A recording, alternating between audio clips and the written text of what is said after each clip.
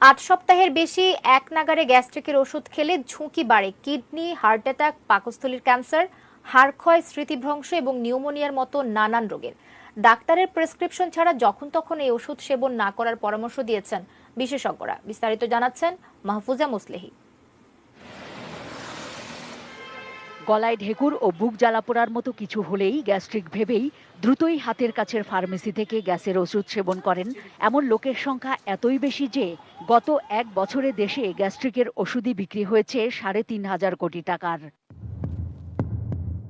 এক নাগারে গ্যাস্ট্রিকের ওষুধ খাওয়ার পার্শ্ব প্রতিক্রিয়ায় প্রতি বছরই কিডনি, হার্ট অ্যাটাক, পাকস্থলীর ক্যান্সার, হাড় ক্ষয়, স্মৃতিভ্রম, জন্ডিস এবং নিউমোনিয়ায় আক্রান্ত হয়ে দেশে মৃত্যুর সঙ্গে লড়ছেন লাখ লাখ মানুষ। বিভিন্ন গ্যাসের ওষুধ খাইছি আর কি, হ্যাঁ।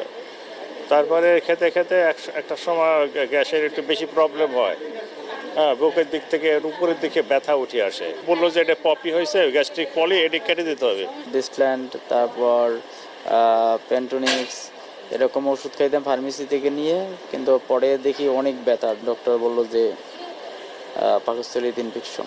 জন্ডিসে 5-6 মাস বাড়তেছে, কিন্তু কমতেছে না, বাড়তে আছে। চিকিৎসকরা বলছেন পাকস্থলীর 45% ক্যান্সার এবং টিউমারের কারণ দীর্ঘদিন ধরে গ্যাস্ট্রিকের ওষুধ সেবন। ওজন কমানো, অতিরিক্ত তেল মশলার খাবার এড়িয়ে চলা, খেয়েই শুয়ে না পড়া এবং ধূমপান থেকে বিরত থাকলেই গ্যাস্ট্রিক থেকে রক্ষা পাওয়া সম্ভব বলেও মত দেন এই বিশেষজ্ঞ। ডাক্তারের পরামর্শ ছাড়াও আপনার ফার্মেসি থেকে বা নিজেরাও অনেক সময় আপনার এটা ওষুধের দোকান থেকে আপনার কিনে খেয়ে থাকেন। পাকস্থলীর ক্যান্সারের পরিমাণ দীর্ঘদিন খেলে দেখা যাচ্ছে যে প্রায় 45% বাড়ায় দেয়।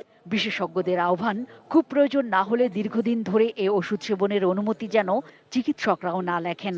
এক নাগাড়ে 6 থেকে 8 সপ্তাহের বেশি গ্যাস্ট্রিকের ওষুধ খেলে হার্ট অ্যাটাক হওয়ার ঝুঁকি থাকে।